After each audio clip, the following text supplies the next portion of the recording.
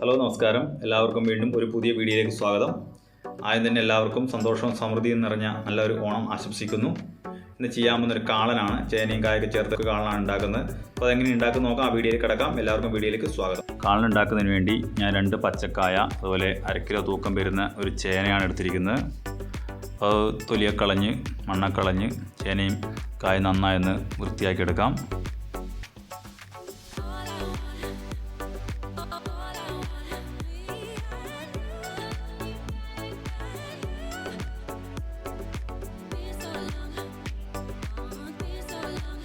ചേനയും കായും വൃത്തിയാക്കിയതിന് ശേഷം നന്നായി ഒന്ന് കഴുകി എടുക്കാം.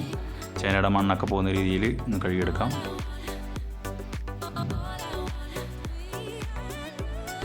ശേഷം കായ രണ്ടായി ഒന്ന് പൊളന്ന് വീഡിയോ കാണുന്ന പോലെ ക്യൂബ്സ് രൂപത്തിൽ കട്ട് ചെയ്തെടുക്കാം.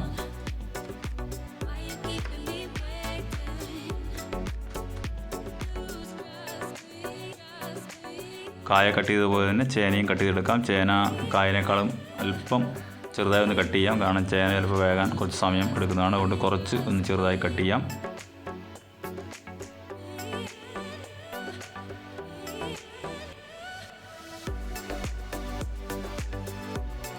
ഇപ്പോൾ ചേനയും കായും കട്ട് ചെയ്തിട്ടുണ്ട്. അത് നന്നായി വീണ്ടും കഴുകി എടുത്തിട്ടുണ്ട്.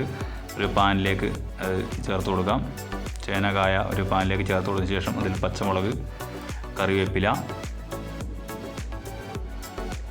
മഞ്ഞൾ പൊടി, ഉപ്പ്, ആവശ്യത്തിന് വെള്ളവും ചേർത്ത് നന്നായി വേവിച്ചെടുക്കാം. ഉപ്പ് ചേർക്കുന്ന വീഡിയോയിൽ റെക്കോർഡ് ചെയ്യാൻ വിട്ടുപോയിട്ടുണ്ട്, ക്ഷമിക്കണം.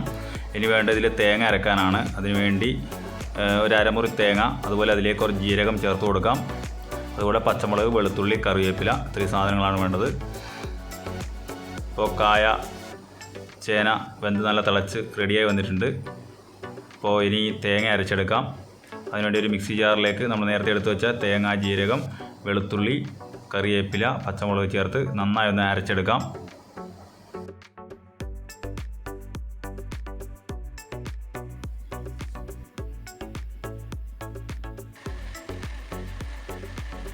അപ്പോൾ തേങ്ങ നന്നായി അരച്ചെടുത്തിട്ടുണ്ട്. ഇനി വേണ്ട തൈരാണ്. 400 ml തൈരാണ് എടുത്തിരിക്കുന്നത്. അത് തരിയൊന്നും ഇല്ലാത്ത രീതിയിൽ നന്നായി ഒന്ന് മിക്സ് ചെയ്തെടുക്കാം. അപ്പോൾ ചേനയും കായശം വെന്ത് റെഡിയായി വന്നിട്ടുണ്ട്. ഇനി അരപ്പ് ഇതിലിട്ട് ചേർത്ത് കൊടുക്കാം. ചേർത്ത് കൊടുത്ത് നന്നായി ഒന്ന് മിക്സ് ചെയ്തെടുക്കാം.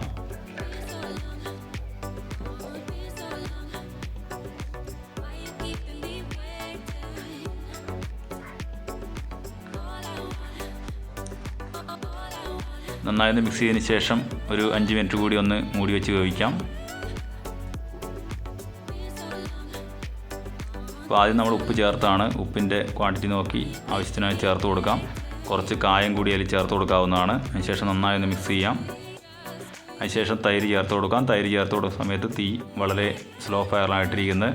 അപ്പോൾ കൂടുതൽ തീ ഉണ്ടെങ്കിൽ തൈര് പിരിഞ്ഞു പോകാനുള്ള സാധ്യതയുണ്ട്. അപ്പോൾ വളരെ ചെറിയ തീയിൽ തന്നെ തൈര് ചേർത്ത് കൊടുത്ത് നന്നായി മിക്സ് ചെയ്യാം. അതൊന്ന് ചൂടാകുന്നവരെ, തിളക്കേണ്ട ഒരു ആവശ്യം വരുന്നില്ല, നന്നായി ചൂടായി കിട്ടിയാൽ മതി. ആ ഒരു രീതിയിൽ നന്നായി മിക്സ് ചെയ്തെടുക്കാം. അപ്പോൾ നമ്മുടെ കാളനേശം റെഡിയാണ്. ഇതിന് വേണ്ട താളിപ്പിന് റെഡിയാക്കാം. താളിപ്പ് ഉണ്ടാക്കുന്നതിന് വേണ്ടി ഒരു പാനിലേക്ക് വെളിച്ചെണ്ണ ഒഴിക്കാം. ശേഷം കടുക് ചേർത്ത് കൊടുക്കാം. കടുക് ഒന്ന് പൊട്ടി വരുമ്പോൾ അതിലേക്ക് ഉലുവ ചേർത്ത് കൊടുക്കാം.